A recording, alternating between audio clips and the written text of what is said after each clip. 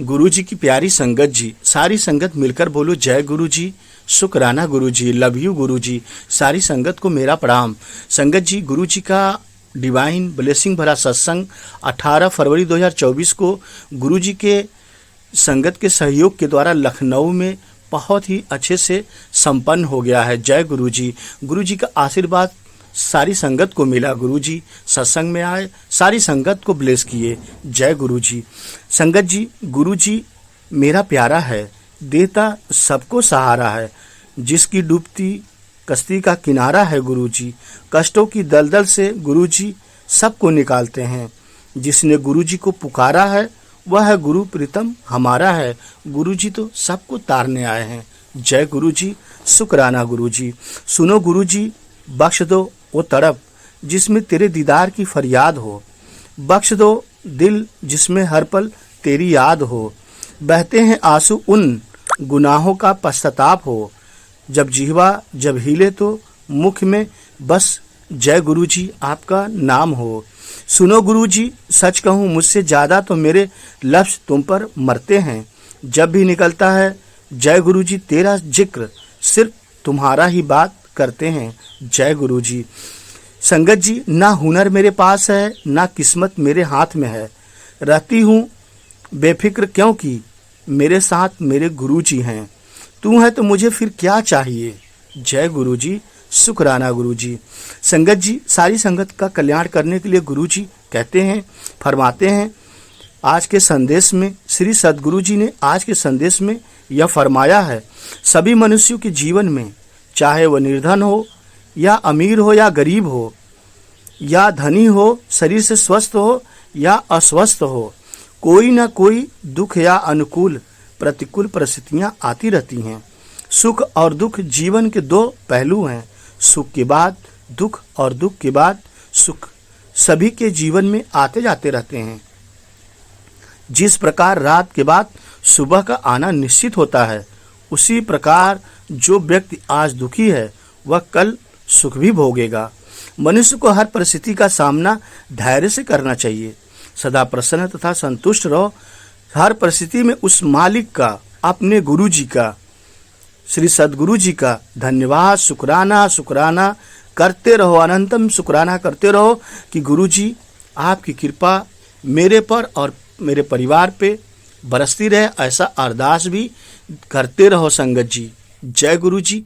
कभी कभी हमें दुख झेलना पड़ता है, इसलिए आप परेशान ना हो। गुरु जी आपके नाल हैं, आपके साथ हैं। वो सब कुछ जानते हैं, क्योंकि गुरु जी महा भोलेनाथ हैं, महाशिव हैं।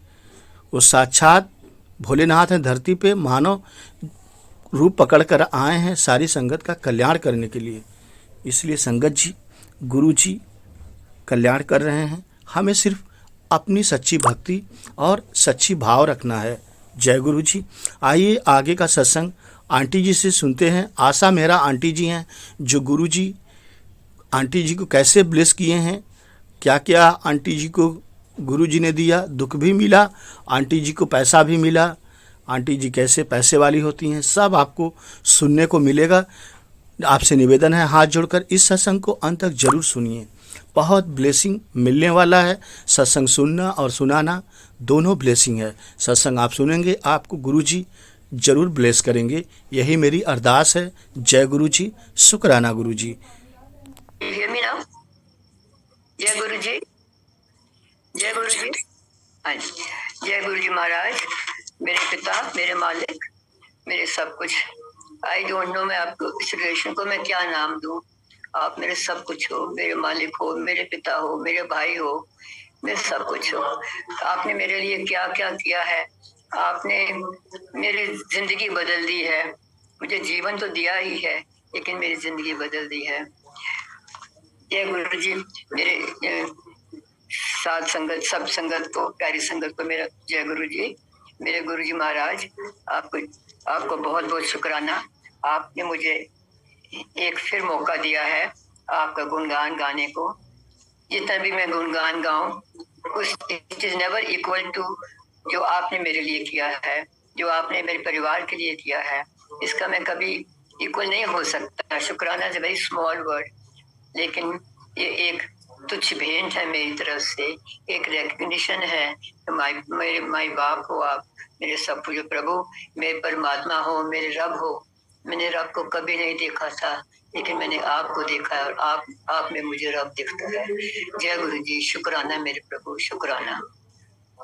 मैं गुरु जी को आपको अपनी जर्नी शुरू से बताऊंगी कि मेरी फैमिली एक आर्य समाज फैमिली की है और अदरवाइज सनातन धर्म में से वो वैष्णो माता की मैं बहुत मानती थी और मैं बहुत एक सिविल सर्वेंट हूँ, सीनियर पोजीशन में हूँ, तो मुझे टूर्स का बहुत काम होता था।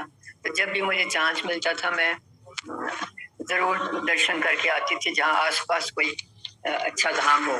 तो इस इन दैट वे मैंने केदारनाथ, श्री केदारनाथ का दर्शन किए, अमरनाथ जी के दर्शन किए एंड सो ऑन। सो जब मैं एक बार मैं बहुत बीमार हो गई एंड मैं ट्रांसफर हुई थी बॉम्बे दिल्ली से, तो वो दिल्ली से मेरी ट्रांसफर हुई जयपुर। हमारी सर्विस में it's an all India service और खास करके प्रमोशन पे तो जरूर ट्रांसफर होती है। तो मेरी दिल्ली से ट्रांसफर जयपुर हुई और naturally I was to go alone. Uncle तो दिल्ली में ही थे, मैं जयपुर गई और Jaipur I was diagnosed with something which they thought suspected cancer. तो उन्होंने मुझे कहा नहीं कैंसर, लेकिन कहा कि प्लीज आप एम्स में चले जाओ दिल्ली में और अपना इलाज कराओ, छुट्टी लेके जाओ। तो पर गुरुजी की मेहर थी। गुरुजी मैं जानती नहीं थी, मैं जानती नहीं थी गुरुजी को, लेकिन गुरुजी तो मुझे जानते थे। गुरुजी तो मेरे साथ पता नहीं जन्मों जन्मों से मेरा ख्याल करते आ रहे थे, मेरे साथ थे। तो मेरे काम में मुझे कोई दिक्कत नहीं हुई, मैं काम करती रही। तो डॉक्टर मेरे ऑफिस आ गया, कहने लगा कि मैम आप प्लीज जाओ Delhi, it's serious, don't take it lightly, आप जाओ और अपना इलाज कराओ। तो मैं एम्स आ गई, उन्होंने इमीडिएटली एडमिट कर लिया मुझे और they said first they said कि शायद lungs are like coal miners. और हम तो बड़े गवर्नमेंट अकोमोडेशन में बड़े पॉश एरिया में रहते थे, जहाँ बिल्कुल साफ सुथरा था। हमेशा गवर्नमेंट अकोमोडेशन में रहे तो it's generally in very good areas, वहाँ कोई आसपास गंदगी नहीं होती, कुछ नहीं। तो I was quite surprise. Anyway they treated me for TB, I didn't respond, they treated me, finally they said कि अच्छा कैंसर है, अभी we will open your lungs. तो मैंने मना कर दिया, I said I will go to Bombay. मैं दिल्ली में थी एम्स में। तो गुरुजी उस स्टेज पे जब सबने कह दिया कि कैंसर है, तो फिर मैं गुरुजी के पास गई। समाओ गुरुजी की कृपा थी, तो मुझे लगा कि कैंसर नहीं है, जो मर्जी है मुझे कैंसर नहीं है। Now I was in that stage कि मेरी बेटी MBA कर चुकी थी और उसकी शादी का हम लोग सोच रहे थे, और अगर मैं इस स्टेज पे बैठ जाती कि मेरे कैंसर है और मेरे इलाज में लग जाते तो बेटी का फ्यूचर क्या होता। मेरे ऑफिस में भी मेरे सेक्रेटरी कहने लगे कि आप US चले जाओ, आप वहाँ इलाज करवा लो, वैलेंटाइन चले जाओ तो आपका इलाज हो जाएगा, if you go later it may get too late. पर आई वॉज नॉट प्रिपेयर्ड। मैंने कहा मैंने अपनी बेटी का पहले करना है, जो होगा देखा जाएगा। फिर एट दैट टाइम मुझे किसी ने आके कहा कि अपने यहाँ गुरुजी हैं और गुरुजी के पास चलो।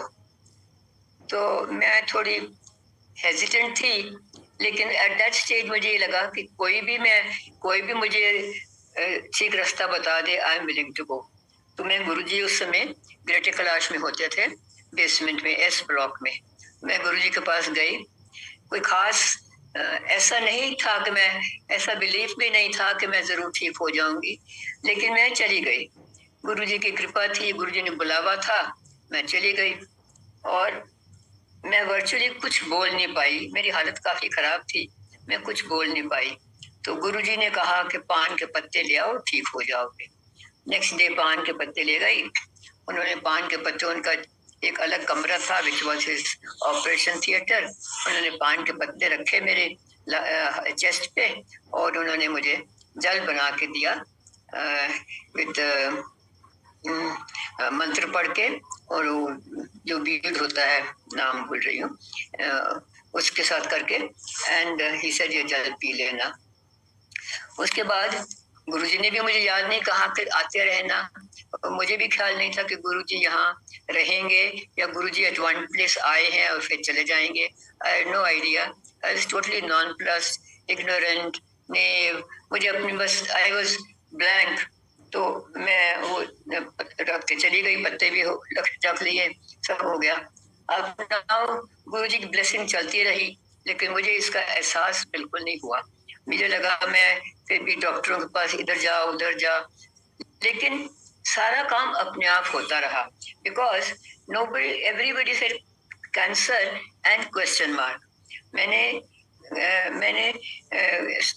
ऑपरेशन के लिए भी lungs, they wanted to lungs open करें और वो सैंपल निकालें उसकी करने के लिए, तो बायोप्सी करने के लिए, लेकिन वो ऑपरेशन नहीं हो पाया। somehow things went on, were being postponed for some reason or the other। गुरुजी उसको डिले करते रहे, पोस्टपोन करते रहे, और अल्टीमेटली जो मैं बॉम्बे जाना चाहती थी कि मैं वहाँ, बॉम्बे का टाटा मेमोरियल हॉस्पिटल है कैंसर के लिए, बेस्ट था उसमें, तो मैं वहाँ जाके करवाऊंगी।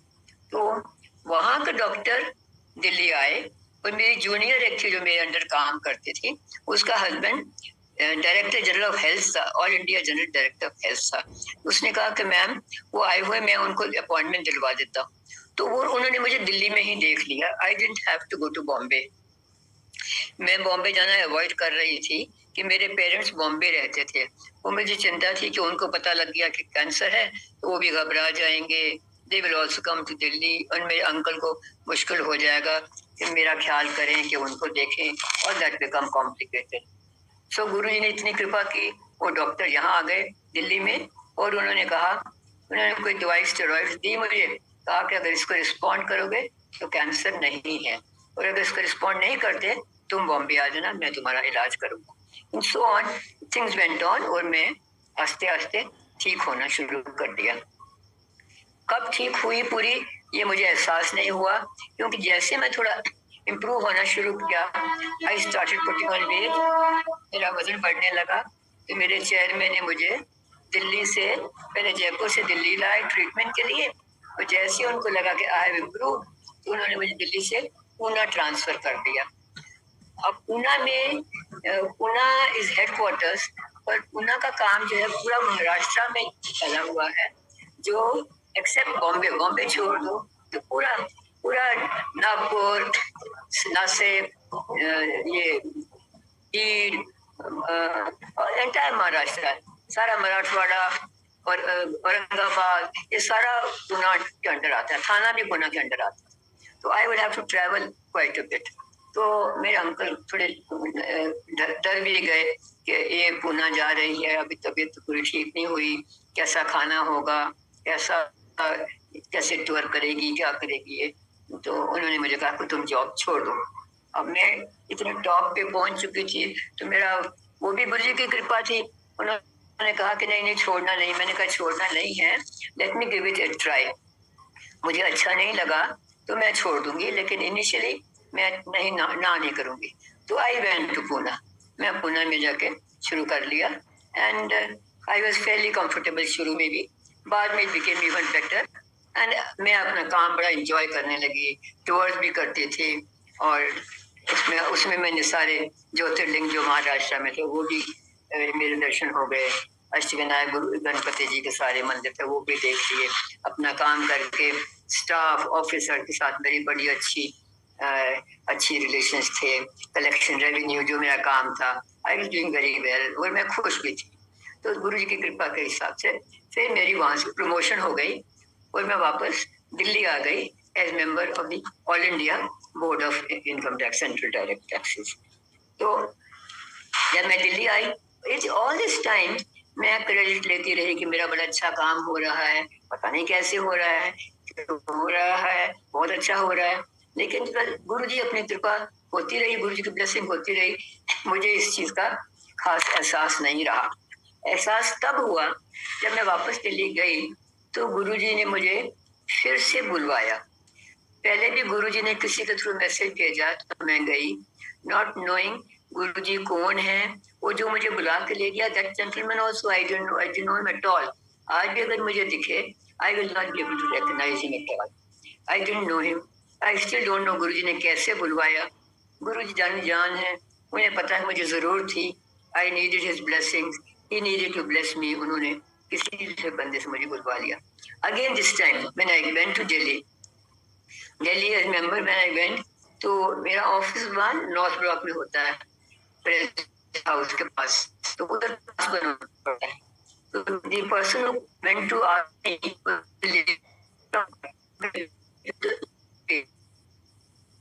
neither name nor face, वो मेरे ऑफिस आई और उसने कहा कि मैम मैं सो एंड सो हूँ, हमारे गुरुजी हैं और हमारे गुरुजी मेरे घर आ रहे हैं, आप आओगे?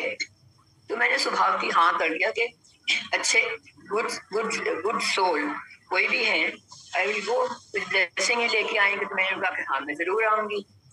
तो वो चली गई। इस दिन आना था गुरुजी ने, मैं बिल्कुल भूल गई।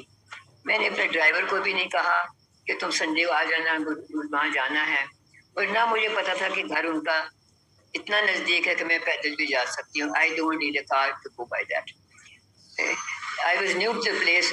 मुझे घर से ऑफिस, ऑफिस से घर गाड़ी में ही पता था और मुझे बिल्कुल पता नहीं था, मैं कभी कहीं गई नहीं थी। So that was it. जब भूल गई तो मैंने उसको फोन किया, मैंने कहा रूबी मैं तो बिल्कुल भूल गई थी, अब नेक्स्ट टाइम गुरुजी आएंगे तो मुझे जरूर बता। तो उसका जवाब था कि गुरुजी ऐसे घरों में नहीं आते, वो तो मेरे घर आए थे, लेकिन हम गुरुजी के मंदिर जाते हैं, तो नेक्स्ट टाइम हम जाएंगे, आपको ले जाएंगे। मैंने कहा yes willingly I will go with you. Till then I did not know कि हमारे गुरुजी हैं। मैंने कहा चलो उनके गुरुजी हैं, एक सेंटली पर्सन होंगे, एक अच्छे सोल होंगे, it is nice to be in good sangat. Next time जब मैं गई तो I can not explain to you how divine it was. मैं गई तो गुरुजी मेरे सामने, I can not say whether I was more happy या गुरुजी ज्यादा खुश थे मुझे देख के। गुरुजी कहने लगे आ गई मेरा आंटी आ गई, और मैं कहूँ गुरुजी मुझे नहीं पता था कि आप इधर ही हो, आप वहाँ कहाँ से, आप तो उसमें ग्रेटर कैलाश में थे, शायद मैंने कुछ क्वेश्चन पूछने का सवाल नहीं था। ये सब मेरे मन के अंदर ही चलती रही कि गुरु यही है। And Guruji started asking me कि ओ अंकल, मेरा अंकल का क्या हाल है, बेटे ने क्या किया, all that he had told me earlier and which I had almost forgotten about it. वो सब चीज़ उन्होंने मुझे याद करा दी। बेटी का पूछा, बेटे का पूछा, वो पूरी पढ़ाई MBA हो गई है, लाइक दैट सारा कुछ उन्होंने पूछा। और मुझे शर्म भी आई और ये भी ज्ञान हो गया कि गुरुजी अंतर्यामी है। उन्होंने मुझे कहा कि ये उनको MBA कराई, मुंडे में MBA कराई, और मैंने वो उसको बोला तूने CA करना है तो CA आर्टिकल्स ज्वाइन कर ले, MBA करनी है तो MBA कर ले, MBA का एंट्रेंस एग्जाम है, CA के आर्टिकल्स हैं, उसने आर्टिकल्स ज्वाइन कर ली थी। फिर पूना में गई तो पूना में मुझे गुरुजी ने ऐसा खेला कि मैं जहाँ गेस्ट हाउस में रहती थी उसके पास एक ट्रेनिंग क्लास थी फॉर एंट्रेंस टू MBA। मैंने बेटे को फोन किया कि भाई ये तो क्लास बिल्कुल बगल में है, तू आके इसमें थोड़ी महीना भर इसकी ट्रेनिंग ले ले and you appear for the entrance exam. उसने वही किया। मैं अपने उससे ऑफिस जाती थी, वो अपनी ट्रेनिंग क्लास में चला जाता था। इस तरह करके उसने एग्जाम दिया, क्लियर हो गया, उसने फटाफट आके MBA पूना में ज्वाइन कर ली। सो उसने MBA कर ली। ये सारा गुरुजी की ब्लेसिंग थी, गुरुजी का खेल था, गुरुजी की लीला थी, लेकिन हम अनजान जान नहीं पाए। ये हमें सब बाद में एहसास होता है it was Guruji who was playing the whole reel. हम उस तरीके से एक पपेट्स थे जो हम उस तरह करते रहे जैसे वो कराते रहे हमें। तो मैंने कहा हाँ जी गुरुजी, MBA उसकी नियरली हो गई है, लास्ट बस एग्जाम देने हैं। सो एवरीथिंग में उसके बाद फिर गुरुजी ने और कई चीजें बताई। तो मैं उसके बाद मैं जो बैठी वहाँ, फिर there was no looking back. फिर तो रोज ही हम जाते थे, उन दिनों रोज ही संगत होती थी एम्पायर स्टेट में। तो हम लोग 3-4 फ्रेंड्स थे जो हम लोग UPSC के सामने रहते थे। तो वो जैसे ऑफिस से आते थे और कोई कहीं जाना नहीं, कोई आउटिंग नहीं, कोई काम नहीं, एक्सेप्ट आके फटाफट एक दूसरे को फोन करना और उनकी गाड़ी में गुरुजी के पास बैठ जाना। फिर वहाँ गुरुजी के शब्द सुनने, गुरुजी के हाथों ढेर सारा प्रसाद खाना।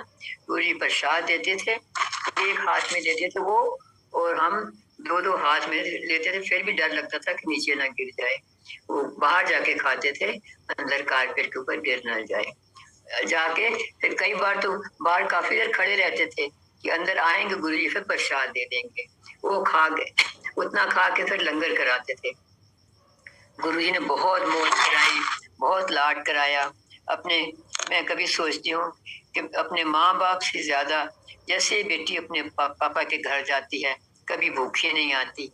वो जाते ही चाय पियो, फिर आंखें बंद करो, शब्द सुनो, फिर प्रसाद खाओ, कड़ा खाओ, जलेबी खाओ, बर्फी खाओ, जो भी खिलाते थे। अपने हाथ में गोला बना के, हाथ में गोला बना बना के फिर आपको देते थे। तो उनके अपने ब्लेसिंग करके फिर देते थे। कभी मौज में आ गए तो अब चाय प्रसाद अपने पीते पीते मुझे कहा, ले आ शांति, तू चाय पी ले। तो उनके हाथ के चाय पी ली। उस समय फिर भी इतना एहसास नहीं था कि एक रब हमें अपना अपना भोग लगाया हुआ प्रसाद हमें दे रहे हैं, लकी है इतने। कभी ख्याल नहीं आया था, और कभी लगा भी नहीं कि हमने इतने अच्छे कर्म किए हुए हैं कि हम रब जी के चरण छू रहे हैं, हम उनके चरण दबा रहे हैं, हम उनके पास बैठे हैं, उनका हाथ स्पर्श कर रहे हैं। इतने कर्म हम कभी सोचा नहीं था कि हमारे इतने अच्छे कर्म किए हुए हैं कि हम भगवान को मिल रहे हैं, भगवान के पास बैठे हैं, उनसे बात कर रहे हैं। मजाक भी करते थे कभी, कहते तेरी इंडियन रगड़ा सर्विस है, और मैं कहती थी गुरुजी मैं कहाँ किसको रगड़ाती हूँ। ऐसे मजाक भी कभी कर लेते थे, हंसी मजाक में भी कर लेते थे। आगे भी गुरुजी, मैं always said chairman income tax, मुझे तो नाम से कभी पुकारते ही नहीं थे। मैं जब आना कहना चेयरमैन इनकम टैक्स आ गई, पर मैं चुप कर जाना। तो कभी जवाब नहीं देती थी, गुरुजी मैं तो अभी चेयरमैन कहाँ बनी हूँ। पर जैसे जो गुरुजी की ब्लेसिंग होती है, गुरुजी हमेशा खुश रखते थे। और शुरू में तो शब्द समझ नहीं आती थी, पंजाबी जरूर आती है, लेकिन इतनी उस समय की पंजाबी नहीं आती थी। और फिर भी गुरुजी कहते थे कि आंखें बंद कर लो, सुनो, समझने की कोशिश मत करो, धीरे धीरे समझ आ जाएगी। और उनकी ब्लेसिंग है कि धीरे धीरे सारे शब्द अच्छे से समझ आ गए हैं। एंड थ्रू द शब्द he taught us the way of life. He said एक एक चीज एक्सेप्ट करो, कोई किसी से आर्ग्यू नहीं करो, don't fight with your destiny, accept करो जो गुरु जी की मर्जी है उसको एक्सेप्ट करो। Grateful, you be grateful for what you have. आज देखो, मैं देखती हूँ कि गुरु जी ने जो सिखाया है, उस टाइम से आज तक गुरु जी के साथ इस जन्म में, इस लाइफ में गुरु जी के साथ मुझे 29 ईयर्स हो गए हैं। और इतने में बदलाव आ गया है कि हम दुख सुख आते हैं, जिंदगी में उतार चढ़ाव बहुत आते हैं, लेकिन नर्वस नहीं होते। पता है कि ये गुरुजी कर्म कटवा रहे हैं।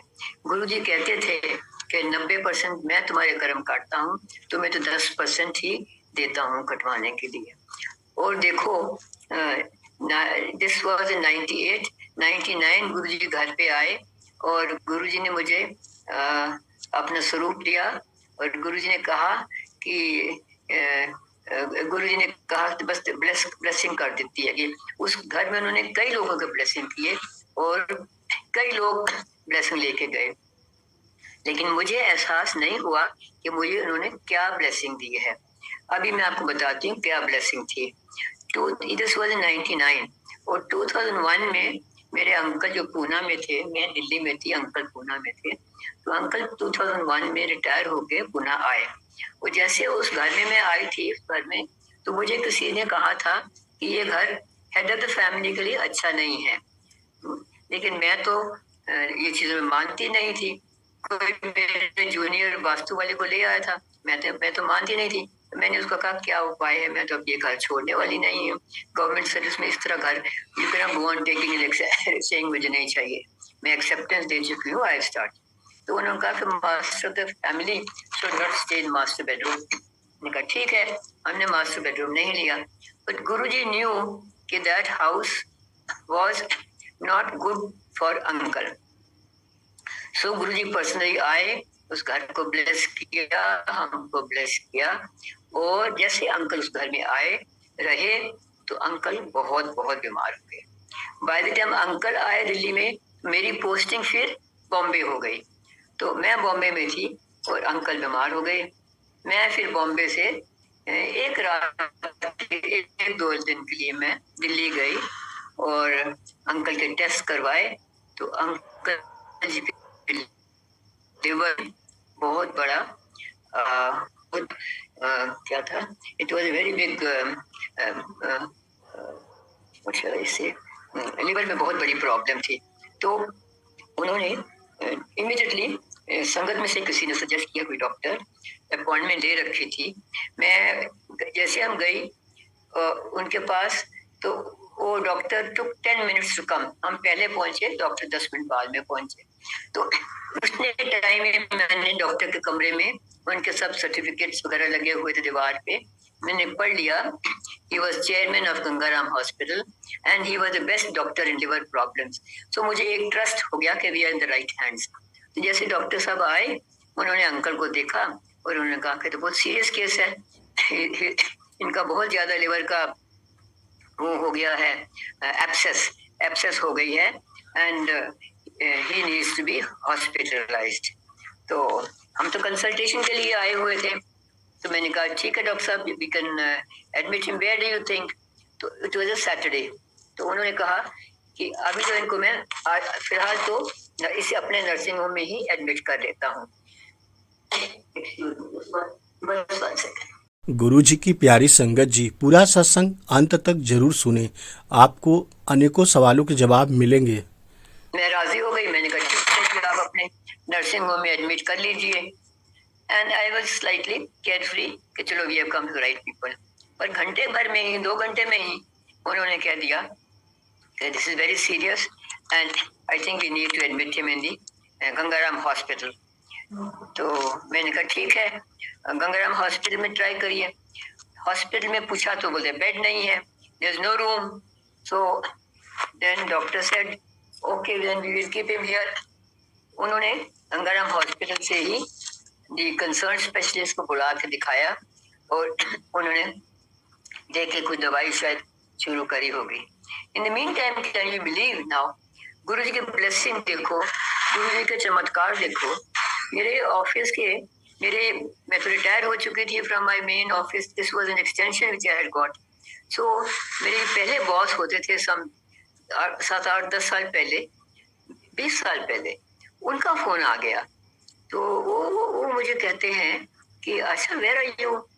मैंने कहा मैं तो नर्सिंग होम में हूँ। तो बोले क्या हो गया। तो मैंने बताया कि मेरा साहब ऐसे बीमार है, he needs to be hospitalised. तो हॉस्पिटल में तो रूम नहीं मिल रहा। तो बोले कि फिर तुम अपने ऑफिस में फोन करो। तो मैंने कहा कि यहाँ का जो इस नर्सिंग होम का ओनर है, मालिक है, वो गंगाराम हॉस्पिटल का चेयरमैन है। अगर उनको रूम नहीं दे रहे तो मैं प्रेशर डालूं, इट इज वेरी एम्बैरेसिंग। तो उनका जवाब था तेरे लिए एम्बैरेसिंग है, मैं कहूँ तो एम्बैरेसिंग नहीं है। तो उन्होंने मेरे ऑफिस में फोन किया और ऑफिस से with in A short time से में भी आधा घंटा 2 घंटे लगे होंगे, किसी ने फोन किया, doctor Sama was the nursing home का ओनर डॉक्टर। तो देन डॉक्टर सामा कॉल्ड मी, मुझे बोला कि मैम आप मेरे कमरे में आओ। तो मैंने बोला हाँ जी। बोले मेरे को ऑफिस इनकम टैक्स ऑफिस से फोन आया है, this so and so officer has called up. तो वो आपको कैसे जानते हैं। मुझे पता नहीं नाम किसका, किसने फोन किया। मैंने कहा मुझे पता नहीं है, हो सकता है मेरे हस्बैंड यहाँ चीफ कमिश्नर इनकम टैक्स के थे, उनके अंडर काम किया होगा, तो ये अभी ऑफिसर ने फोन किया होगा। आई डोंट नो कैसे वो जानते हैं, but naturally when he was chief commissioner here, तो ऑफिसर्स हिज कोलीग्स हैं, जूनियर्स हैं, दे ऑल नो हिम, तो उनको पता लगा होगा। खैर उनको पता लग गया तो उन्होंने फटाफट घंटे भर में मुझे मैसेज आ गया कि room number 212 in Gangaram hospital is kept for mister Mehra, आप पेशेंट को लेके आ जाओ। तो मुझे बताया गया, रूम मिल गया, we can go to the hospital. I said ठीक है sir, we can shift to the hospital. फिर उनके जो जूनियर डॉक्टर थे मुझे कहने लगे कि मैम सैटरडे खत्म हो रहा है, संडे हो रहा है, नेक्स्ट कल संडे है, तो डॉक्टर हॉस्पिटल में इतना ट्रीटमेंट नहीं दे पाएंगे। डॉक्टर्स बहुत कम डॉक्टर्स आते हैं, फिर हम यहाँ पर्सनल केयर करके देंगे। तो I think we will shift him only on Monday, कल नहीं करते। मैंने कहा ठीक है। फिर उन्होंने देखा कि उनको लगा कि जो एब्सेस में पस थी वो शायद लीक हो रही है, उनको शायद सस्पेशन थी। तो उन्होंने कहा एमआरआई कराते हैं और अल्ट्रासाउंड कराते हैं। तो अल्ट्रासाउंड कराने के लिए उनके नर्सिंग होम में नीचे जाना पड़ता था, अंकल का रूम सेकंड फ्लोर पे था। तो बोले कि एमआरआई कराने के लिए मेरे पास फैसिलिटी नहीं है, बाहर जाना पड़ेगा, will you be able to take him? I said yes. तो मैंने कहा तो बोले ठीक है, एक ही बार इनको कमरे में से निकालेंगे, नीचे अल्ट्रासाउंड करा लेंगे और आगे जाके एमआरआई करा लेंगे। मैंने कहा ठीक है।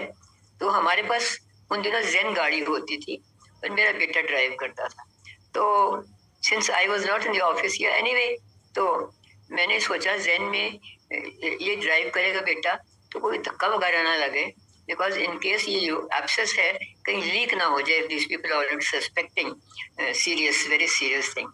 सो मैं हमारे नेबर होते थे, तो मैंने उनके पास दे 5-6 गाड़ियां थी, बड़ी बड़ी गाड़ियां थी।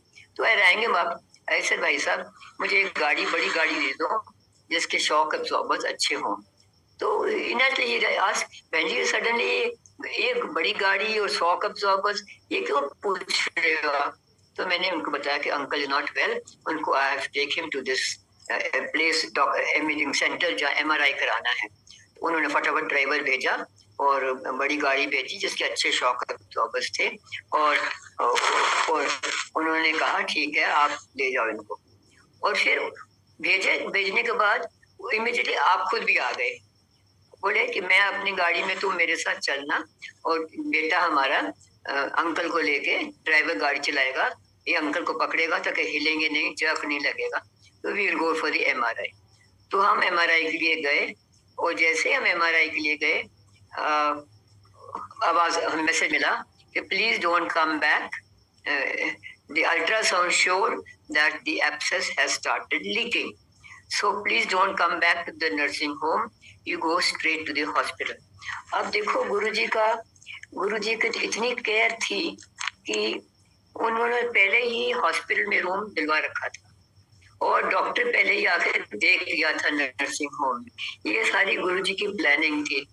तो जब हम हॉस्पिटल पहुंचे, room was already there, doctor was already waiting, patient के लिए डॉक्टर वेट कर रहा है। हमें कोई टेंशन नहीं कि फटाफट भागे, रूम नहीं मिल रहा, डॉक्टर नहीं आ रहे, ऐसी कोई हमें पैनिक नहीं हुई। पैनिक इस बात की हुई कि जैसे हम पहुंचे वो स्ट्रेचर लेके आ गए और मुझे डर लगा कि शिफ्टिंग में कहीं लीक ना कर जाए एब्सेस। खैर वो आराम से लेके गए, वो में हमारे नेबर थे वो भी गए साथ में, बेटा भी था। They straight away went to room number 212 और मैं रिसेप्शन पे गई to get registration of the patient. अब जैसे मैं पेशेंट के रजिस्ट्रेशन पे गई, मुझे डर लगा कि मेरे पास पर्स में सिर्फ 5,000 रुपीज थे। मैं जब बॉम्बे से निकली दिल्ली के लिए तो मेरे पास 10,000 रुपीज मैं लेके गई, thinking it was only a consultation, and मैं पहले दिल्ली से ही आ रही हूँ, दिल्ली में ही मेरा जॉब था, तो I have money in Delhi, but immediately मेरे को 10,000 रुपीज शुड बी इनफ। लेकिन वहाँ 5,000 मैंने एमआरआई के लिए दे दिए थे, तो अब मेरे पर्स में सिर्फ 5,000 रुपीज बचे थे। अब मैं सोच रही हूँ मुझे तो वापस भेज देंगे कि तुम 50,000 रुपीज लाओ या 1 लाख लाओ deposit, how can you enter a hospital admission with only 5,000 rupees. तो मैं बड़ी घबरा गई थी at that minute, and just at that minute उनको रिसेप्शन वाले को फोन आया, don't ask for money from this lady, सिर्फ फॉर्म दो, एड्रेस नेम लिखवा के साइन करा के इनको रूम नंबर 212 में भेज दो, doctor is waiting, patient is there. मैं वहां पहुंची, डॉक्टर वाज ऑलरेडी देयर, उसने ट्रीटमेंट शुरू कर दिया था और कहा कि घंटा भर बैठा रहा, उसने सारी पाइप्स डाली और he started taking out the pus. The one tube was filling in the medicine, other pipes were taking out. So मैंने कहा कि काम आप ही को करना है, don't give this work to the sisters in the hospital. As soon as you see कि वो जो आप लिक्विड अंदर आ रही है, वो बॉटल ऊपर से कम हो रही है, तो सिस्टर को बुलाना, वो चेंज कर देगी bottle. I have kept number of bottles here, वो चेंज कर देगी, outlet will remain the same. मैंने कहा ठीक है। करीब 12 साढ़े 12 बजे डॉक्टर चले गए वापस, और हम बेटा एक बेटा और मैं अपने अंकल के साथ थे। तो बेटा कहने लगा, मम्मी आप सुबह से कल भी फ्लाइट से आए हो, थके हो, तो आप सो जाओ, मैं देखता हूँ। मैंने कहा नहीं, अभी तो दोनों भी देखते हैं, जब थकान हो जाएगी मैं लेट जाऊंगी, तुम कर लेना, फिर तुम थक जाओगे तो मैं देख लूंगी। तो ऐसे करके मैं ब्लैंक सी थी, कुछ सोच नहीं, कुछ नहीं। मैं रूम के दरवाजे पे खड़ी थी, और देन बेटा मुझे कहता है कि मम्मी मुझे बड़ी भूख लग रही है, सुबह से हमने कुछ खाया नहीं है।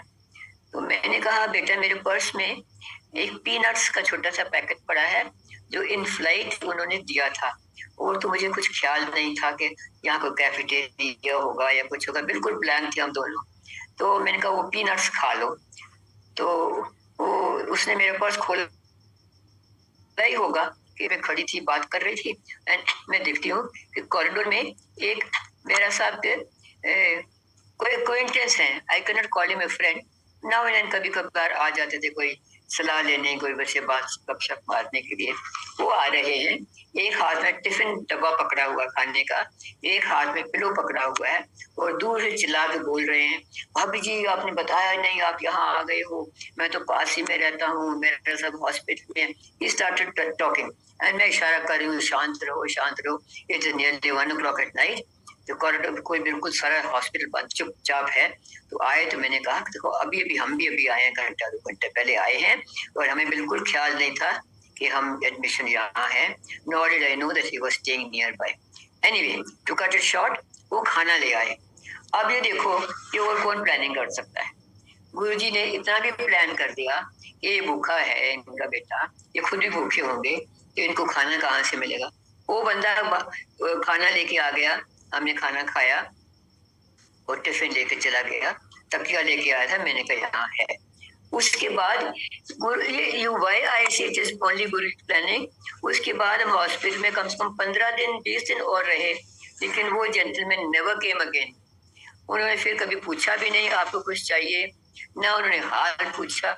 It was not at all in his mind के हमें कुछ हेल्प चाहिए या कुछ, but at this point of time गुरु जी ने उनके मन में डाल दिया कि उनको खाना चाहिए, तुम खाना लेके जाओ।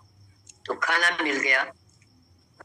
हॉस्पिटल में डॉक्टर पहले आ गए, डॉक्टर ने इलाज बता दिया, सब कुछ कर दिया।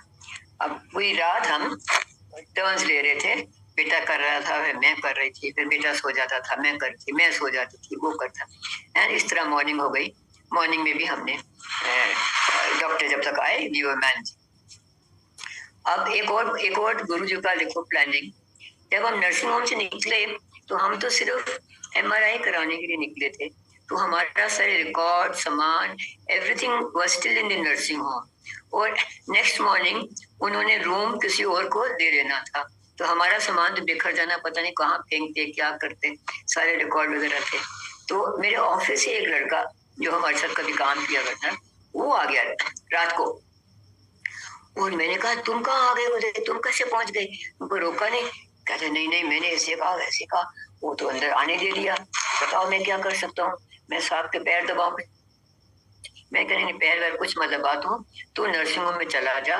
मैंने अपना कार्ड दिया, मैंने कहा चला जा, और बोल के यहाँ, वो भी रूम नंबर 212 था। मैंने कहा उस रूम में जो सामान है तुम्हें पहचान होगी, ये हमारा सामान है, वो लेके आ जा, और हमारे घर मत रखने देना। हमारी मदर लॉ को नहीं पता होना चाहिए कि हम कहाँ हैं, क्या हो रहा है। She should not know uncle serious है, तो मुझे ले जाना। तो आके वो सामान भी उठवा लिया, इधर भी अरेंजमेंट हो गया, खाने का भी अरेंजमेंट हो गया, पैसे का भी अरेंजमेंट हो गया, उन्होंने पैसे नहीं मांगे, सारा अरेंजमेंट गुरुजी ने करवा दिया। भाई इतने मैं डिटेल में क्यों बता रही हूँ कि इतने डिटेल में हम और आप भी इतनी सारी चीजें सोच के प्लान नहीं कर पाते, और हमें कहीं ना कहीं आके इतनी अड़चन आती है कि हमें दुखी हो जाते हैं। लेकिन गुरु जी एक एक चीज का, एक एक डिटेल का हमारी कंफर्ट के लिए, हमारी सुविधा के लिए सब कर रखा था। एंड फिर भी मैं घबराई हुई थी। तो फिर मेरे बेटी और दामाद जो डॉक्टर हैं बॉम्बे में, उनको पता लगा, वो रातों रात फ्लाई करके आ गए, दिल्ली आ गए। तो जब वो आए तो मुझे थोड़ा और हौसला हो गया। बट इतने अंकल के सारे पैरामीटर्स हे वायर थे, इतने ज्यादा totally out of the way. जहाँ 100 होना चाहिए हजारों में थे, या हजारों ये लाखों में थे। ब्लड ये वो सारे, एवरीथिंग वाज टोटली रबिश। तो मैं हर समय नर्सिंग स्टेशन पे जाऊं, रोज सैंपल लेते थे। आई विल टेल, कुछ फर्क पड़ा कि मैम रोज मत आया करो, जब फर्क पड़ेगा बताएंगे, अभी कुछ नहीं हो रहा। It took lot of time and धीरे धीरे धीरे धीरे ठीक होना शुरू हुआ। अब जब पहले तो उन्होंने पैसे नहीं मांगे, मेरे पास बस उतने ही थे। Then after about 3-4 days bill आने शुरू हो गए।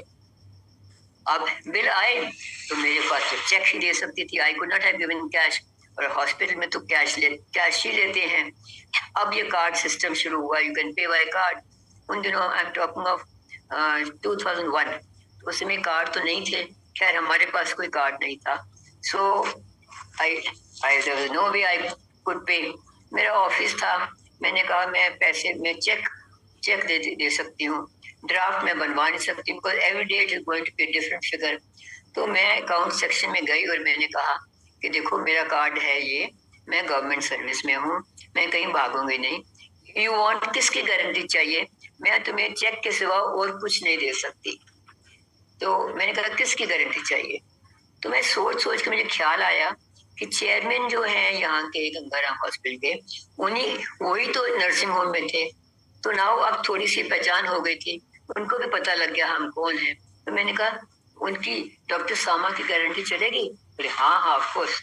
मैंने डॉक्टर सामा को फोन किया, डॉक्टर साहब आपने इतनी हेल्प करी है, अब एक और हेल्प करो, ask them to accept my cheques, I can not take cash. तो उन्होंने बात की, फटाफट चेक्स लेने शुरू हो गए। So I was free from that bother कि पहले पैसे कैश करवाऊं फिर इनको दूं, ऑल दैट। और दूसरा बंदा कोई था ही नहीं except my son and myself. और बेटी दामाद आए, they are not familiar with Delhi, so he was short of manpower also. तो ये सारा 15 दिन करीब लगे, एंड देन ही वाज काफी अच्छा हो गया। Then they said now you can work from home. फिर हम डिस्चार्ज हो गए और अंकल घर आए तो ठीक। तो ये जो मेजर वेरी मेजर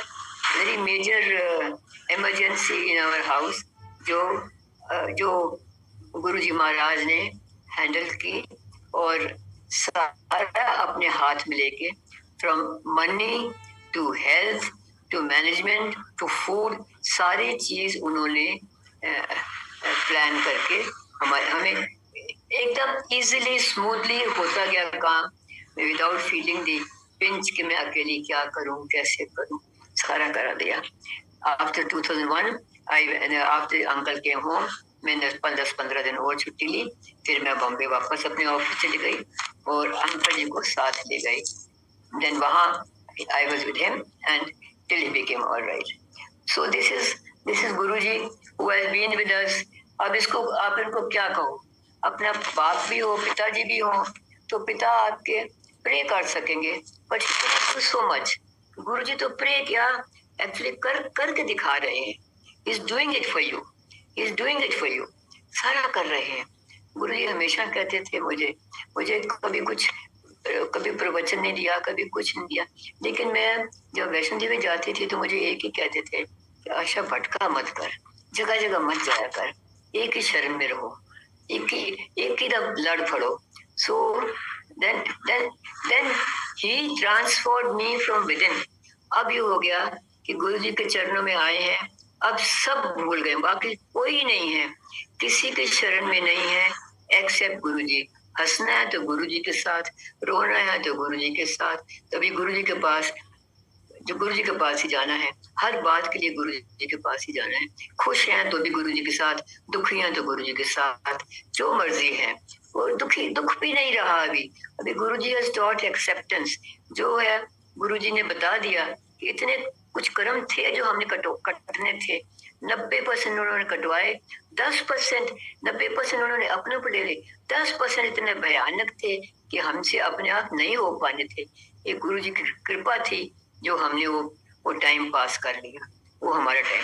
तो गुरु जी ने मुझे जीवन दिया, मुझे आज तक मैं जी रही हूँ, जो कि मेरे पास उस समय जिस मुझे I was told not more than few months, मुझे कुछ महीने का टाइम दिया गया था उस समय, और आज ऑलमोस्ट 30 इयर्स हो गए हैं, I am still alive and okay.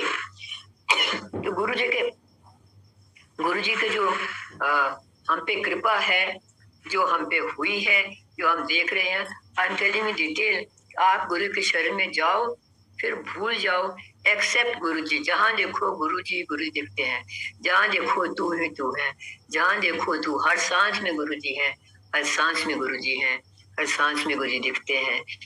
और जो जो जो खाओ तो गुरु जी का शुक्राना, जो पियो तो गुरु जी का शुक्राना, जो सो तो गुरु जी का शुक्राना, दुख तकलीफ आए तो गुरु जी का शुक्राना। ये पता है this is part of a larger plan. पता नहीं कुछ और कष्ट होना होगा, इतने में कष्ट हमारा खत्म कर दिया, तो उसको भी हम एक्सेप्ट कर लेते हैं कि ये तो छोटी बात है। पता नहीं क्या कष्ट सा बड़ा था जो गुरु जी ने छोटे से में निकाल दिया। तो गुरु जी की बस मुझे तो खास बैठा के एक ही कहा ये कि एक और लाड फड़ना है, बाकी और किसी नहीं देना। बाद में शब्द कई सुना कि बाकी सबे ढाइयां ढेरियां, एक तकिया भरोसा तेरे चरना दा, बाकी सबे ढाइयां ढेरियां। वो ये शब्द बाद में समझ आया जब गुरु जी ने कहा कि एक को लाड़ फड़ना है। ये मां एक गां जाती है, बछड़े को जाते, मां ही दूध देती है, अगर बछड़ा दूसरे किसी गाय को जाएगी वो लाती मारेगा, वो गाय दूध नहीं देगी। तो गुरु जी ने ये चीज समझाई थी। ये शब्द जो है, एक तकिया भरोसा तेरे चरना दा, बाकी सबे ढाइयां ढेरियां, ये शब्द असली मीनिंग तद ही समझ आया जो गुरु जी ने कहा सी कि एक को शरण लेनी है, एक को शरण लाड़ फड़ना, एक को लाड़ फड़ना। तो गुरु जी ने यही किया। बस गुरु जी तद मैं किथे आना जाना सब सब भूल गया, सब छड़ दिता। बस एक गुरु जी है, वही रब है, वही माता है, वही पिता है, वही बहन, वही भरा, वही सब कुछ है। और वो that is not the end of it. उस तो बाद दैट इज 2001। ਉਸ ਤੋਂ ਬਾਅਦ ਫਿਰ ਅੰਕਲ ਜੀ ਨੂੰ ਹੋਇਆ, ਅੰਕਲ ਜੀ ਦਾ ਬਾਈਪਾਸ ਹੋਇਆ। ਉਹਦੇ ਵੀ ਤੁਸੀਂ ਸੁਣੋ, ਇੰਨਾ ਬਾਈਪਾਸ ਹੋਇਆ, ਸਾਨੂੰ ਕੋਈ ਪੈਨਿਕ ਨਹੀਂ ਹੋਇਆ। ਇਸ ਤਰੀਕੇ ਗੁਰੂ ਜੀ ਨੇ ਕਰਾ ਦਿੱਤਾ, ਆਸਤੇ ਆਸਤੇ ਕਰਾ ਦਿੱਤਾ ਕਿ ਐਜ਼ ਇਫ ਨॉर्मली मैं सत्संग गई हुई सी। और अंकल जी कहने लगे आई एम टायर्ड, तू चली जा, मैं आराम करा। I said fine. मैं गई ते उथे in between MP Singh uncle ji का उन्होंने सत्संग शेयरिंग करनी सी। He was not feeling too well. तो उन्होंने कहा I'll take 5 minutes after the सत्संग was over। शब्द पूरे हो चुके सन, आरती हो गई सी, उन्होंने सत्संग शेयर करना सी। उन्होंने कहा 5 मिनट का टाइम मैंने दे दियो जरा, मैं थोड़ा आराम करके I'll start। उस 5 मिनट ਵਿੱਚ मैं जाके एमपी सिंह अंकल मैंने I was very fond of him, तो मैं चलो मैं जाके 1 मिनट मिल के आनी हूँ। So while I went to meet him, उन्होंने ਜਿਹੜੇ host सन वो उन्होंने गल कर रहे सन। The host was telling about a doctor he knew who looked after। तो मैं उन्होंने कहा होस्ट ਨੂੰ कि मैं पहले इंडिया गेट रहती सा, ਹੁਣ मैं वसंत कुंज आ गई हूँ। तो आई don't know the doctors here, मेरे सारे डॉक्टर पहचान साउथ दिल्ली के हैं, हियर आई डोंट नो। तो ਤੁਸੀਂ डॉक्टर का नंबर एड्रेस और फोन नंबर दे दियो, इस कोई जरूरत पैंदी है, uncle is not doesn't keep very well, कि मैं आई कैन कंसल्ट हिम। उन्हें मैं नंबर दिता, मैं अपने मोबाइल का नंबर सेव किया, बट सेव करदिया वो मैंने फोन पहले ऑफ की हुई सी, तो फोन ऑन की टू सेव डॉक्टर्स नंबर, लेकिन वो मैं शायद ऑफ करना भूल गई। अच्छा, as soon as MP Singh uncle started satsang होना शुरू किया एंड मेरा फोन रिंग शुरू हो गई। आई वॉज वेरी एम्बैरेस्ड कि सत्संग इन्ना रिंग हो गई है, और वो भी मेरी फोन से। I quickly rush to kitchen, मैं जाके उसे किया डॉक्टर को, डॉक्टर साहब कह रहे यस आपने फोन किया था। मैंने कहा मैंने फोन तो नहीं किया था, received your number from somebody because I may need it। मैं that day was 26 January. So I said आज 26 जनवरी है, आज छुट्टी है, मैं कल तुहानू फोन करके अपॉइंटमेंट ले लांगी, मेरे जो हस्बैंड हैं उन्हें तबीयत थोड़ी ठीक नहीं, I will come for consultation. Now look what the doctor tells me. He says तबीयत आज ठीक नहीं, अपॉइंटमेंट ਤੁਸੀਂ ਕੱਲ ਲਓਗੇ. What is this? So I said कि आज छुट्टी, कहते कोई छुट्टी उट्टी नहीं, दिस माय प्राइवेट कंसल्टेशन, ਤੁਸੀਂ आ जाओ. तो आई टोल्ड हिम कि मैं क्या, मैं सत्संग ਤੇ आई हुई हाँ, मैं किसी के घर आई हुई हाँ, ਤੇ ਮੈਨੂੰ ਘਰ ਪਹੁੰਚ ਕੇ ਹੋਰ 15-20 ਮਿੰਟ ਲੱਗ ਜਾਣਗੇ. मैं अपने हस्बैंड ਨੂੰ ਪੁੱਛਾਂਗੀ whether he is willing to come, और आधा घंटा लग जाएगा. सो मैंने ਤੁਹਾਡੇ ਕੋਲ ਪਹੁੰਚੇ घंटा लग जाएगा. Will that be okay? So he said ਤੁਸੀਂ 5 बजे तक पहुंच जाओ कि 6 बजे मैंने कहीं बाहर जाना है और I have an appointment. Okay, I will try. मैं उसी वक्त सत्संग छड़ के आई टुक एन ऑटो एंड मैं घर गई. घर जाके मैं अंकल ने किया, यू आर स्लीपिंग. मैं क्या ਤੁਸੀਂ ਦਿਖਾਣਾ ਚਾਹੁੰਦੇ ਹੋ? ਇਸ ਡਾਕਟਰ ਦਾ ਨੰਬਰ ਹੈ ਮੇਰੇ ਕੋਲ, ਹੀ ਇਜ਼ ਇਨ ਵਸਨ ਕੋਇਨ, ਅਸੀਂ ਦਿਖਾ ਦੇਣੇ ਆ. सो वेरी वेरी अनविलिंगली उठे. फिर मेरे को उठा नहीं जाता. मैं कहने नहीं, उठो डॉक्टर को दिखाएंगे, क्या बात है, वाई फीलिंग सो, इन्ना क्यों तुसी थकान लग रही है. तो उठे उठे थे ही से अच्छा मैं चेंज कर ला. He could not walk.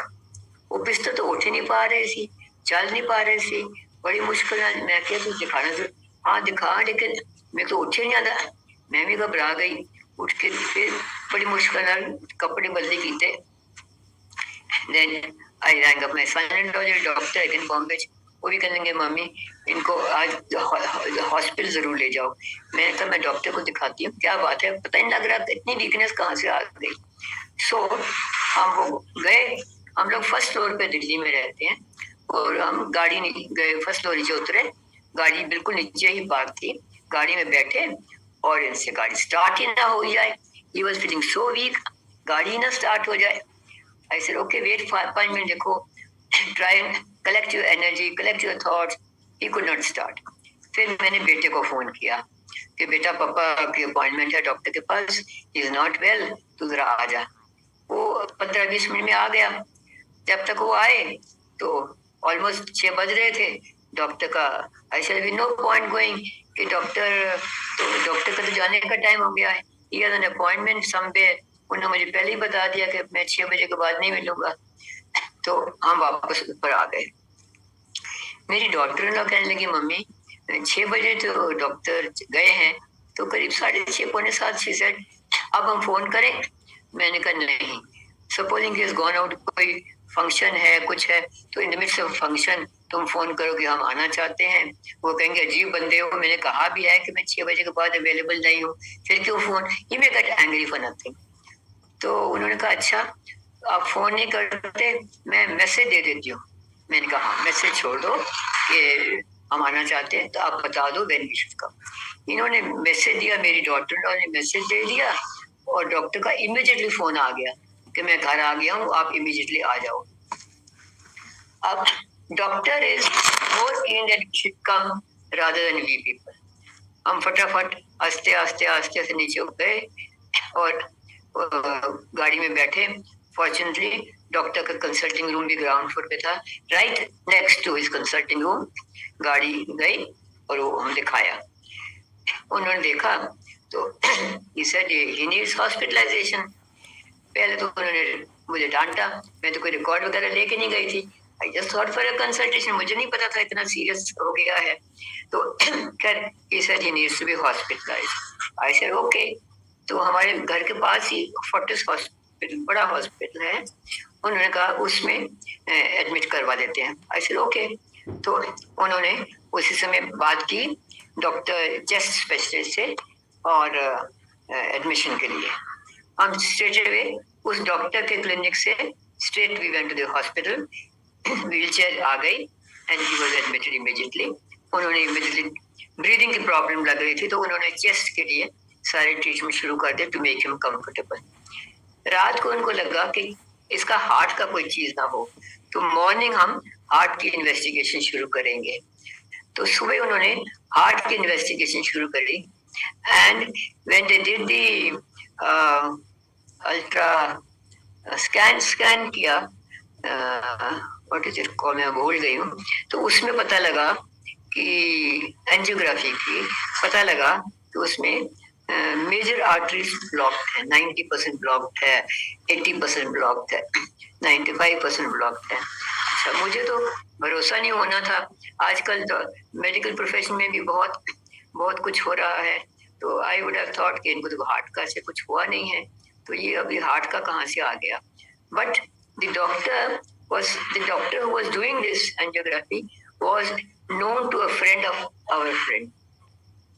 तो उसने, मुझे ख्याल आ गया कि वो कह रहे थे वो जानते हैं, तो मैंने उनको पूछा कि डॉक्टर साहब he said yes yes I know, आप आके देखो, मैं आपको दिखाता हूँ, एक स्क्रीन देखो कितनी आर्टरीज ब्लॉक्ड है।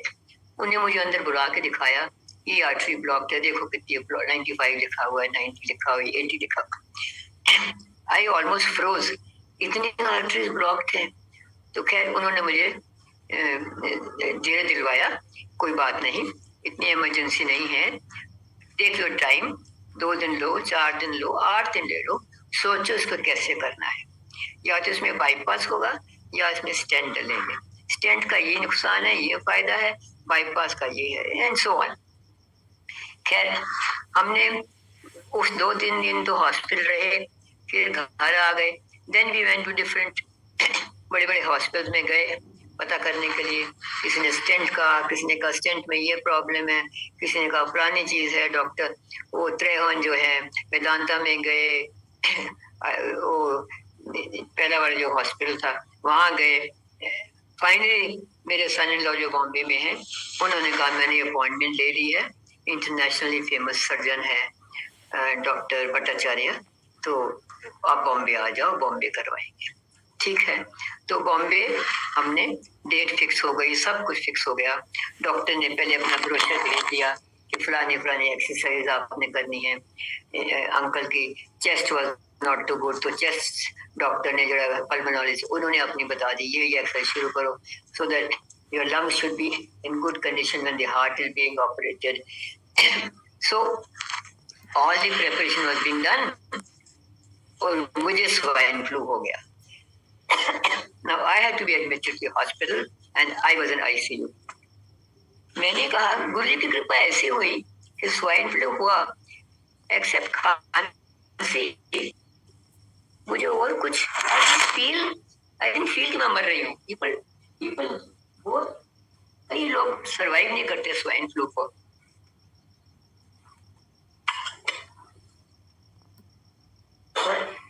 मुझे कोई ऐसा महसूस नहीं हुआ कि मैं पता नहीं क्या हो रहा है, तो I was quite comfortable except for the lungs and the other things. So ये सब चलता रहा। तो मैंने डॉक्टर से कहा, डॉक्टर साहब can I keep my Guruji's photo with me. उनको तो मैंने फोटो ही कहा शुरू में, ही मे नॉट हैव अंडरस्टूड। मेरे पास छोटी सी स्टैंड वाली गुरुजी का स्वरूप था, वो मैंने अपने पास अपने बेड के पास जो मेरी टेबल थी उसके ऊपर रखी रखा। एंड 4-5 दिन 6 दिन उन्होंने रखा मुझे हॉस्पिटल में। And finally then they discharge me after giving me all the injection and whatever treatment they had to give the full treatment only. Guruji ने मुझे इतनी सफरिंग नहीं होने दी। जो लंग में कंडीशन थी, खराब थी, व्हाटएवर जो उनको दिखा, जो खराब लगा, they put me on a wheelchair, सारा कुछ किया उन्होंने, but I did not have the suffering which people say they have. ठीक है, और when I was discharged, of course मेरे पैर कांप रहे थे, I was in a very weak condition, but I was decided कि अंकल का जो ऑपरेशन है that must not be delayed further. So मैंने अपने सन-इन-लॉ को फोन किया, आप next appointment as early as possible ले लो, मैं जो आराम करना है घर बैठ के यहाँ I will do, बॉम्बे आपके पास बैठ के मैं ज्यादा घूमूंगी नहीं, मैं आराम करती रहूंगी। सो वी फ्लू, हम बॉम्बे आ गए एंड अंकल के टेस्ट वगैरह शुरू हो गए। And again now look at Guruji को मैं कहाँ तक शुक्राना करूँ, कहाँ करूँ। जब वहां पहुंचे तो डॉक्टर ने पहले ही कहा कि आप टेस्ट बाहर करवा लो, और जब बात हुई पैसों की तो बताने लगे मेरी फीस है 10 लाख अगर इस कमरे में हो, 20 लाख अगर इस कमरे में हो, डिलक्स में हो तो 30 लाख लगेगी, पुराने कमरे में हो तो 40 लाख लगेगी। हम सुनते रहे, हम तो गवर्नमेंट सैलरी वाले बंदे हैं, बट गुरु जी की कृपा हुई, इज्जत से हमने कभी ये नहीं कहा कि हमारे पास नहीं है या हम कैसे करेंगे।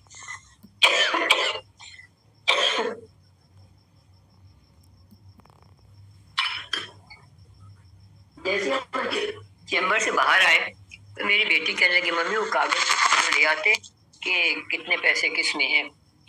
मैंने कहा अंदर हो तो डॉक्टर साहब के पास ही, मैं जाके ले आती हूँ। मैं वापस उनके पास गई अंदर कागज लेने, तो मुझे कहते हैं कि डोंट वरी। अब गुरु जी आपके मन की एक एक बात सुन लेते हैं, समझ लेते हैं, पहचान लेते हैं। इमीडिएटली उसके दिमाग में डाल दिया। मैंने कोई बात नहीं की कि हम सर्विस वाले हैं, गवर्नमेंट सैलरी वाले हैं, कुछ नहीं बात की। उसने कहा, डॉक्टर ने मुझे कहा कि मैम अब मेरी फीस रूम के साथ लिंक्ड है, लेकिन आपको एक सिंपल एयर कंडीशन रूम ले लो तो भी चलेगा। I will give the same treatment. मैं ट्रीटमेंट में कोई फर्क नहीं करूंगा, मैं आपको वही ट्रीटमेंट दूंगा जो आप डिलक्स रूम में होंगे या स्यूट में होंगे या सिंपल रूम में होंगे, एक ही ट्रीटमेंट होगा। So you can choose very simple room and I will give the same treatment. तो मैंने कहा ओके सर। फिर मैंने कहा डॉक्टर साहब मेरे गुरुजी का एक एनी क्वेश्चन? आई सेड यस। मेरे गुरुजी का छोटा सा एक फोटो है, आई वुड वांट कि अंकल जी जहां भी हो वो फोटो गुरुजी की इनके पास रहे, that is my only request. He said sure by no means, of course by all means. मैं बड़ी खुश होकर आ गई। अच्छा, अभी देखो मैंने उनकी सेक्रेटरी से बात की, तो उनकी सेक्रेटरी कहने की मैम आप शेयर्ड रूम ले लो, आधा रूम में कोई और पेशेंट होगा, आधा रूम कोई और पेशेंट होगा, तो then the cost will be some 10 lakhs और समथिंग। मैंने उससे कहा अगर मेरे अंकल को पता लगे कि मेरे को एक सेपरेट रूम भी नहीं दिया इन्होंने, I was sharing room with somebody in the hospital, तो उन्हें बहुत बुरा लगेगा। मैं इतने सीनियर ऑफिसर, मैं इतना कुछ मेरा, और मेरे को इन्होंने इतना ही दे दिया, such a small, even that room was shared with me. इनको psychologically he will be very hurt. अब इतनी बात भी गुरुजी ने इतनी बात भी सुन ली, उसका भी इंतजाम किया। Immediately doctor called this own secretary and said secretary कि इनको बोलो मैं तुम्हें रूम में लेके नहीं जाऊंगा, you will straight away be admitted into the ICU and you will be discharged from the ICU. तो room is only on paper. अब ये कौन करेगा आपके लिए? और हमें तो कभी कहना ही नहीं था कि हम नहीं पे कर सकते या हमारे लिए ऐसा करो या वैसा करो। उन्होंने कह दिया आप अपने रूम किस रूम में हैं, it is only on paper, आप रूम में जाओगे ही नहीं, straight admission will be in the ICU and you will be discharge from the ICU। सो हमें फिर सिंपल रूम दिया, उनकी फीस उतनी थी, उनका मेरी फीस इतनी है, हॉस्पिटल जो चार्जेस होंगे वो आपको देने होंगे। ठीक है, हमने कहा हॉस्पिटल का रूम, और this charges were in addition to the hospital charges. तो हॉस्पिटल के चार्जेस भी दिए गए और उतने तो हमने प्रोवाइड कर रखे थे कि 10-15 लाख तो लगेंगे, तो उतना तो हमें कोई दिक्कत नहीं हुई, हमने अपनी प्रोवाइड करके आए थे। सो जो कुछ हुआ इतनी स्मूथली हो गया, आराम से, और ऑपरेशन हुआ। अच्छा, अब बताओ, मैं आपको बताऊं, अंकल का तो हॉस्पिटल का भी हो गया, रूम का भी हो गया, पेमेंट का भी हो गया। अब हम लोग जो उनको देखने वाले थे, उनका केयर करने वाले थे, हमारा क्या हाल हो रहा था। तो अंकल बोले बॉम्बे हॉस्पिटल के सामने एक होटल है, आप उस होटल में रूम ले लो, तो आप उधर रहना, क्योंकि आप ICU में मुझे देखने आओगे, वापस जाओगे, दिन में 3-4 बार आओगे, तो कैसे करोगे। तो हमारा इनकम टैक्स गेस्ट हाउस है, वो भी उतनी दूरी पे ही है, करीब 5-7-8 minute walking distance from the Bombay hospital. तो मैंने वहां पता किया कि आई वांट ए रूम, मुझे रूम चाहिए। तो पहले तो उन्होंने ना किया, फिर उन्होंने क्या गुरुजी उनके मन में डाला, वो चीफ कमिश्नर जो थी हमारी पहचान, मेरे अंडर काम कर चुकी थी, उसको पता लगा, उसको मैंने बात की मुझे चाहिए, तो उन्होंने हमें फुल सूट दे दिया, एक ड्राइंग रूम, एक बेडरूम, एक ड्रेसिंग रूम, बाथरूम, पूरा सूट दे दिया। बोलो you take this at least for 10 days, I said I don't think we will need more than 10 days। तो उन्होंने दे दिया, और उसमें ये हो गया कि हम लोग ने अपना घर बंद कर दिया। We used to be in the bedroom, रात को सोने को आ जाते थे, दिन में हम हॉस्पिटल में होते थे, कोई आईसीयू में, आईसीयू के बाहर बैठे, वही लंच और ब्रेकफास्ट और डिनर हमको गेस्ट हाउस में मिल जाता था। रात को हम 11 बजे भी आते थे तो हमें केयर टेकर बढ़िया से गरम गरम फुल्का बना के दाल सब्जी खाना दे देता था। और कमरे में टीवी था, फ्रिज था, टीवी तो छोड़ो हमने देखा नहीं, फ्रिज था, तो हम फ्रूट वगैरह ला के फ्रिज रख देते थे कि अगर ब्रेकफास्ट वगैरह टाइम पे नहीं मिलेगी, ब्रेकफास्ट अच्छा coffee hospital very close to all the restaurants, तो ब्रेकफास्ट हम बीच में जाके बाहर खा लेते थे, लंच भी बीच में खा लेते, डिनर टाइम में वापस आ जाते थे गेस्ट हाउस में। तो नहाना धोना सोना everything was in guest house and it was a big place. So हम सारे, मेरी बेटी भी और दामाद तो बेचारे रात को आईसीयू के बाहर सोते थे, दिन में हम लोग हॉस्पिटल में देखते थे, वो आके सो जाते थे। So it was so convenient, we didn't have to take taxi, we don't have to take a convenience, walk करके हम हॉस्पिटल चले जाते थे। वो रात को उन्होंने अपनी गाड़ी को अपने कंट्रोल रूम बना रखा था, अपना बिस्तर तकिया गाड़ी में रख लेते थे, रात को निकाल के अपने आईसीयू के बाहर लगा कर सो जाते थे, दिन में आके बेडरूम में गेस्ट हाउस में सो जाते थे। So everything was so well arrange, हमें बिल्कुल महसूस नहीं हुआ कि हमें कोई इतनी ट्रबल है। जब बिल्कुल ठीक हो गए, 10 दिन, करीब 10 दिन या 12 दिन लगे, पेमेंट्स वगैरह हो गई, फिर हम घर आ गए। घर आके फिर रिव्यू करना, दिखाना वगैरह, वेरी वेरी कन्वीनियंट, हमें सब कुछ कन्वीनियंट था। And after about 1 month we came home to Delhi, we flew to Delhi. So Guru ji का किस किस चीज के लिए मैं शुक्राना करूं, इतनी मुश्किलें आई, अगर गुरु जी मेरी लाइफ या मैं गुरु जी के शरण में ना होती तो ये मैं कैसे सब कर पाती। I cannot even imagine thinking, करना तो सोचो, I cannot even imagine कि कैसे कर पाती मैं, I would not be able to do। उसके बाद भी मैंने ये देखा है, गुरु जी ने मुश्किलें करी है, but I must, before I forget, I must tell you something कि गुरु जी सिर्फ हमें तकलीफ में साथ नहीं देते, खुशियों में भी गुरु जी बहुत साथ देते हैं। एक बार आप गुरु जी के शरण में चले जाओ, आपकी एक एक ख्वाहिश, एक एक बात मन में सोचा तो गुरु जी उसको पूरी कर देते हैं। एक बार ऐसे हुआ कि हमारी 40th वेडिंग एनिवर्सरी थी, that was I think before uncle fail, bypass के पहले की बात है। तो 40th वेडिंग एनिवर्सरी थी, तो मैंने अंकल से कहा कि अंकल को 50th किसने देखा है, चलो 40th एनिवर्सरी अच्छी से मनाते हैं, गुरु जी का सत्संग कराते हैं। तो अंकल ने मुझे कहा कि 1 ही महीना पहले मेरी छोटी सिस्टर के हस्बैंड की डेथ हुई थी, और मैं उनके पास रह के उनका सारा लीगल पेपर वर्क सारा कर करा के आई थी।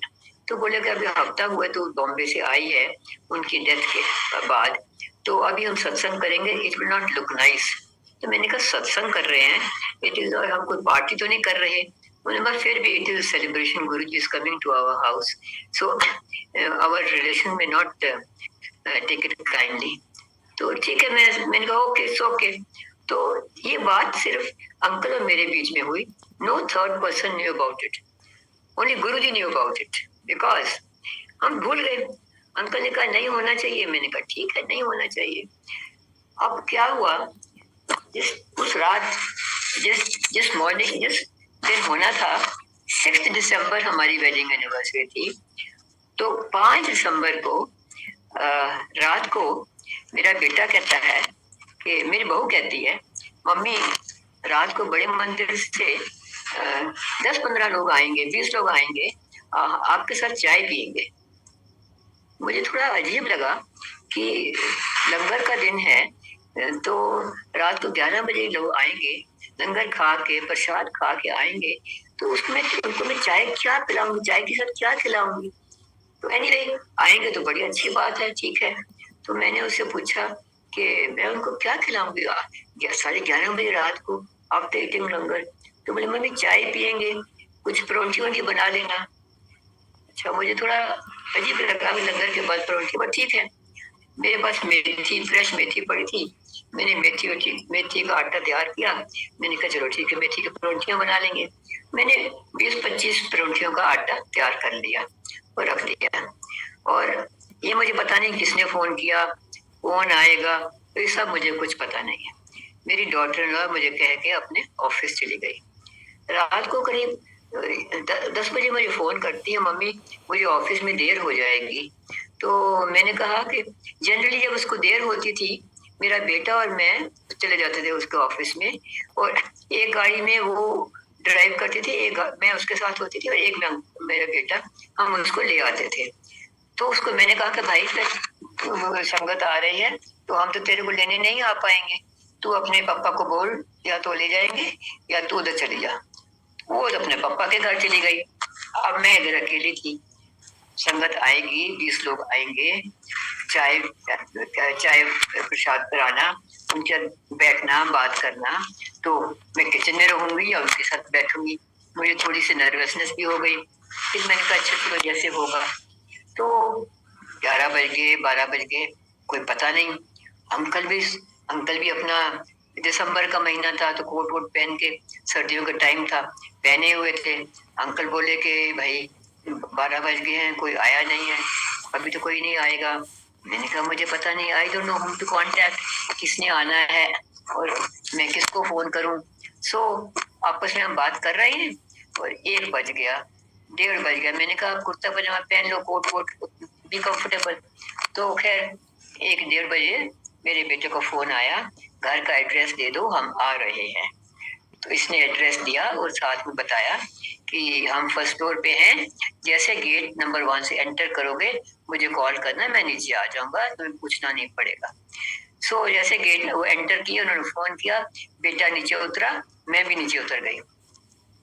तो मैंने देखा क्या, एक गाड़ी नहीं कई गाड़ियां आ रही हैं, जैसे पूरा प्रोसेशन आ रहा है। तो मैंने जैसे गाड़ी रुकी, गाड़ी में से उतरी, पहले एक आंटी उतरी, उसने हाथ में मिठाई का डब्बा उठाया हुआ। तो मैंने, जैसे मिठाई का डब्बा बड़ा सा था, मैंने अपने बेटे से पूछा तूने कोई बात तो नहीं किसी को करी?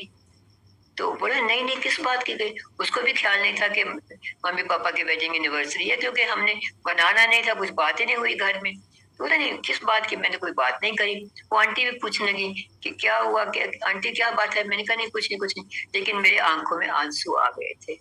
मैंने कहा ये मंदिर से, बड़े मंदिर से आ रहे हैं और डब्बा मिठाई का ला रहे हैं, तो ये गुरुजी ही कर सकते हैं। मेरे आंसू एकदम आ गए। तो बोले क्या हुआ? मैंने कहा ऊपर बताएंगे। नेक्स्ट जो बंदा उतरा पीछे से, बड़ा सा गुलदस्ता फूलों का गुलदस्ता लेके आ रहा। मेरे टपक टपक आंसू टपक टपक रहे।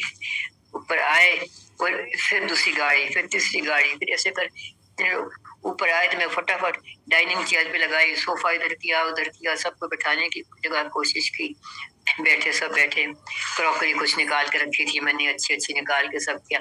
वो तो क्रॉकरी पूरी नहीं हुई, और कप्स निकालो और कप्स निकालो, ज्यादा more people than I had thought. खैर उसमें से एक आंटी, बिलीव मी, मैं अभी तक याद है वो आंटी का, ना नाम याद है ना फेस याद है ना अभी भी मुझे, कौन आंटी थी। वो उठ के आई कि बोले मेरा आंटी आप इनके साथ बैठो, आप बात करो, मैं चाय बनाती हूँ। मैं इलायची वाला पानी बना रखा था, चाय का दूध उबाल रखा था, कप्स तैयार, लेकिन that was for about 15-20 people, we were more than that. फिर मैंने ड्राई फ्रूट निकाल के रखा था, फल जितना चॉकलेट्स, चिक्की जो मर्जी था उन दिनों मैं निकाल के रखी थी। बट वो बेचारी फिर उसने परोठियां बनाई तो देती गई, मैं बांटती गई, बातें करते गए, गुरु जी के सत्संग करते रहे, खूब हंसे, खूब खुशी, सब गुरु जी की बातें होती रही, प्रेज करते रहे गुरु जी। कोई बताए गुरु जी ने मेरा ये किया, कोई बोले गुरु जी मेरे साथ ये किया, सब खुशी की, सब अच्छी अच्छी बातें होती रही। और वी वर वेरी हैप्पी, सारी खूब वैसे पार्टी हो गई। गुरु जी की बातों में सब खुश होके बातें होती रही और साथ में खाते पीते रहे। फिर परोठी का आटा खत्म हो गया, फिर वो बोली ओ परोठी चाहिए। फिर मैं थोड़ी सी घबराई, फिर मुझे याद आया सिंपल आटा तो है। मैं बोला आंटी नमक अजवाइन की परोठियां बनाओ। वो बनाती गई, सबने खूब मजे खाए, कोई चिक्की खाई, कोई रेवड़ियां खाई, कोई चॉकलेट खाई, कोई कुछ खाया। बार बार खाया। फॉर्चुनेटली गुरु जी की कृपा हुई, फ्रिज में से चीजें निकलती रही और सब हम लोग खाते रहे और मजे से बातें। घंटा 1.5 घंटा खूब एंजॉय किया। 2:30-3 बज गए इतने में, फिर वो उठे कि हम अब जाएंगे। And now the best moment, जब जाने लगे वो आंटी उठी, टॉल, लंबी, बिल्कुल गुरुजी जैसी हाइट, गुरुजी जैसे थे। एंड उन्होंने इतनी जोर से अंकल को, मेरे अंकल को इतनी जोर से जफ्फी डाली, इतनी जोर से जफ्फी डाली और इतना प्यार किया जैसे कि बिल्कुल गुरुजी ब्लेस करें, बिल्कुल गुरुजी जफ्फा डाल के गुरु ब्लेस करें। फिर मुझे ब्लेस किया। उन्होंने कहा इतनी वेडिंग एनिवर्सरी। मैंने कहा ये किसने किसने किसके कान में डाला के इनको वेडिंग एनिवर्सरी सेलिब्रेट करनी थी, ये गुरुजी का ही है। गुरुजी ने सारा एक बाहर दिन में नहीं किया सत्संग, रात को सत्संग करा दिया, घर में सेलिब्रेट करवा दिया। The best wedding anniversary that I could have celebrated was that wedding anniversary. उसके बाद मुझे कभी इच्छा नहीं हुई कि हमने 50th wedding anniversary सेलिब्रेट करनी है कि क्या करना है। गुरु जी के साथ that was the best wedding anniversary we celebrated. So मेरा कहने का मतलब ये है कि नॉट ओनली दुख के समय गुरु जी तुम्हारा ख्याल रखते हैं, खुशियों में भी आप छोटी सी ख्वाहिश आपके मन में हो वो भी पूरी करते हैं। अभी एक और छोटा सा सत्संग बताती हूँ, I won't take more time. हम पूना आ गए। दिस इज अनदर सत्संग कि दिल्ली से अब हमारी उम्र, आई हैव क्रॉस 80 इयर्स, तो अब हम दिल्ली की सर्दी बर्दाश्त करना जरा मुश्किल लगता है। लंग्स मेरी भी कमजोर हैं, अंकल की लंग्स और हार्ट दोनों कमजोर हैं और डॉक्टर एडवाइस करते हैं कि सर्दियों में हो सके तो तुम लोग दिल्ली से बाहर चले जाओ। तो अभी किसी के घर जाओ, अपनी बेटी का घर हो या बहन का घर हो या भाई का घर हो, इतनी सुविधा मिलना मुश्किल होता है and for such a long period. दूसरी बात, अभी हम लोग भी इस एज में जो पहले हम लग्जरी समझते थे, अब हमें जरूरत बन गई है। That's become a necessity. We need more comforts than we needed earlier in life. So अब गुरु जी ने ऐसी प्लानिंग कराई कि इन 2005 और 6 अंकल याद पूना में आके रहे पीएचडी करने के लिए, तो सरकारी घर खाली कर दिया और एक प्राइवेट फ्लैट बुक कर लिया था थिंकिंग कि हम अभी पूना में सेटल हो जाएंगे। लेकिन अल्टीमेटली पूना में सेटल नहीं हुए, पर वो घर फ्लैट लिया, रखा ही रखा। हमने उसमें फिर आलस कहो या गुरु जी की प्लानिंग करो, पड़ा रहा, आएंगे जाएंगे सोचेंगे ऐसे करते रहे। तो अब कई साल पहले हमने उस घर को धीरे धीरे करके ठीक कर लिया, रहने लायक अच्छा बना लिया, बेडरूम्स, बाथरूम्स, किचन तैयार कर लिए और हर साल आते हैं कुछ ना कुछ और ऐड कर लेते हैं ताकि हमें कंफर्टेबल जगह बन गई है। खूब हवादार है, वेल वेंटिलेटेड है, लाइटेड है, खुली है, all the comforts that you think, no luxury but all the comforts that you like at this place मिल जाते हैं। तो ये अगर उस समय हमने ना लिया होता तो अभी तो बहुत महंगा है, हम लोग अफोर्ड नहीं कर सकते थे। तो गुरु जी ने वो भी उस समय प्लान कर रखा था कि इन लोगों को बाद में जरूरत पड़ेगी, अभी जब तक सस्ती है कंपैरेटिवली टू मच चीपर ले लिया था, लेके पड़ा रहा। तो अब हम आते हैं हर साल सर्दियों में 3 महीने हम पूना आ जाते हैं और आराम से दिन में मौसम ठीक होता है, रात को हल्की सी ठंड होती है, बड़े कंफर्टेबली बड़े खुशी रहते हैं। और बेस्ट थिंग इज यहाँ में बड़ा सुंदर गुरु जी का मंदिर है, बहुत ही बढ़िया मंदिर है। और संडे के एवरी ऑल्टरनेट संडे 15 दिन के बाद 2 घंटे का सत्संग होता है 12 से 2 बजे, और आके इतना मन लग जाता है, इतना मन लग जाता है कि मैं क्या बताऊं। और आंखें बंद और लंगर खाओ, प्रसाद खाओ, तो लगता कि हेवन में पहुंच गए। If there is anything called heaven it is that. इतना मजा आता है। और अभी लास्ट मंथ से उन्होंने गुरुवार को थर्सडे भी 4 से 6 चाय प्रसाद दर्शन करो और जाओ। इतना प्यार मिलता है, इतनी रिस्पेक्ट मिलता है। ज्यादा लोग नहीं होते, कोई भीड़ें नहीं होती, 250, 300, 400 लोग आते होंगे या उससे थोड़े ज्यादा होंगे, 500 में भी भर जाता है, पूरा भर जाता है। लेकिन हम लोगों को कोई पहचानते नहीं, एक गुरु जी पहचानते हैं, गुरु जी के शरण में है।